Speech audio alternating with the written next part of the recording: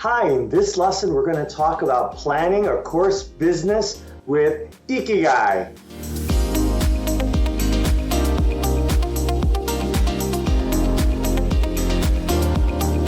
Hi, we're RT Course Experts and we help creative online course teachers and experts with their tech. In this lesson we're going to go over planning a course business with Ikigai. So what is Ikigai?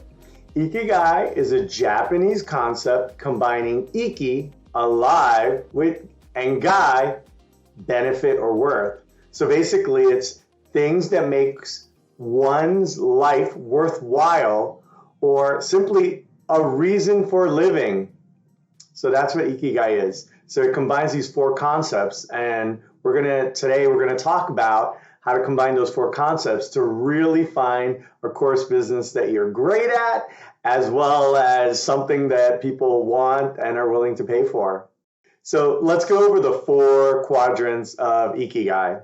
So the first one is to teach what you love doing. This is something that makes you happy, that is exciting, that is fun, something that you'll do all day long. It's just pleasurable. You know, whether it's crafting or drawing or writing, whatever it is, that first section is really about doing something that you love. The second section is really about doing something that you're good at. So teach what you're good at. These are your natural talents, your skills, your experience, stuff you've done for years and years, hundreds of times you can do with your eyes closed. You know, all sorts of combinations and how to handle certain problems in that thing that you do, that art that you do.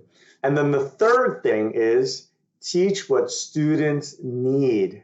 Teach something that's needed, right? Where they're pulling you from the other side. So you're going to solve actual problems that students have or transformations that they want. They want to become something. They want to learn how to do something. They want to get to this certain level. So you're going to help students with what they actually need.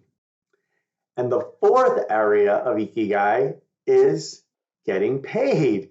Teaching what students will actually pay for, not just, yeah, they need it, but they really need it, and it's a real problem, and it's a painful problem, and they're willing to pay for it.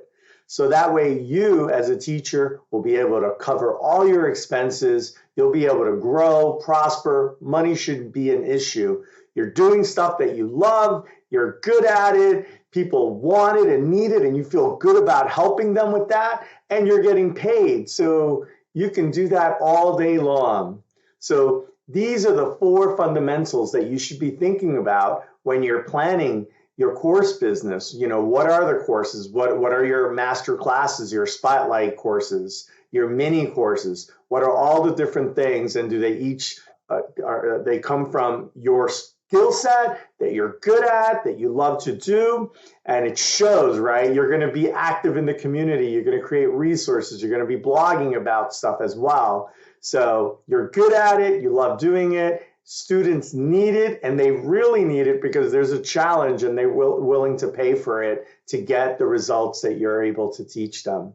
So those are some of the ways that you can think about planning your course business, your courses, your resources, even your community and your coaching. All right. So now you're smarter on planning your course business. There's more info, tips, and resources in the notes. Please subscribe for more tips. If you know someone who needs help, pass this along. We provide tech help with courses, teacher websites, and communities. You can visit www.rtcourseexperts.com. Talk to you soon. Bye.